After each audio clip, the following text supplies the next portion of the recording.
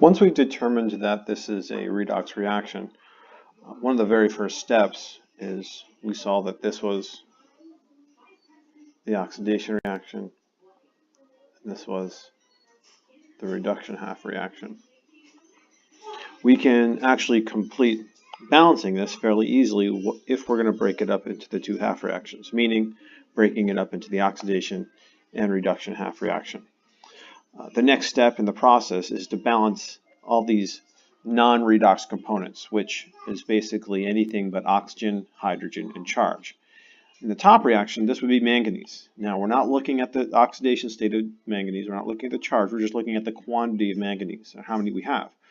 We have one on the left and one on the right, so it's balanced, so we don't have to do anything. On the bottom reaction, we look at iron. In iron, we're not worrying about the charge. We're just looking about the quantity. We have one on the left, one on the right, so it's balanced. So we can kind of skip that step at this point. The next step is to balance oxygens. We're going to balance oxygens with water. We can see here we have 4 oxygens. So we're going to need 4 waters on the opposite side. On the bottom reaction, there is no water, or oxygen, excuse me, so we don't need any water at all.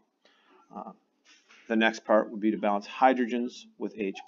Since we just added 4 waters on the right, and there's no other hydrogen in the top reaction, we're going to need to add 8 H+. Since there's no hydrogen on the bottom reaction, we don't even need to worry about that anymore. The last part is to balance the overall charge. We'll start with the actual bottom reaction this time. We can see on the left-hand side, this has a +2 charge overall. And on this side, it's a +3 charge overall. We need to get that charge to be equal. And so we're going to add 1 electron, but we're always going to add the electrons to the side that's higher. Therefore, we would add 1 electron on this side. Doing the same thing on the top reaction gets a little more difficult because we do have to apply our coefficients. In other words, a lot of people would say this would have an overall charge of 0. They forget that there's 8 H+. So in reality, this actually has a +7 on this side. On the product side, since water has no charge at all, this is going to be a +2. The difference being 5, we are going to add 5 electrons to the left side. It gives us something like that.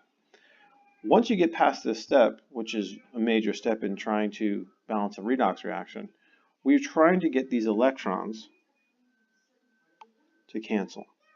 Right now, they're not. And so I have to multiply either both reactions or one reaction accordingly to get those electrons to be equal. Therefore, the lowest common multiple between these two half reactions would be 5.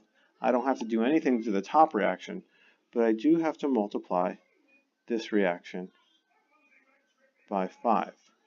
Therefore, it would become 5Fe2+ going to 5Fe3+ with 5 electrons. Ultimately, we can then add these two reactions up, canceling the electrons, giving us the overall reaction of 8 H+, 4-,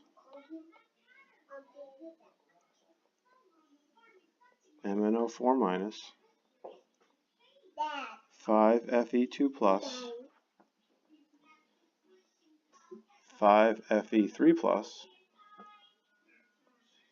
plus Mn2+,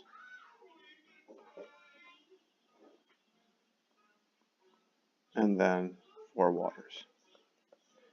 And then you've completed balancing that redox reaction.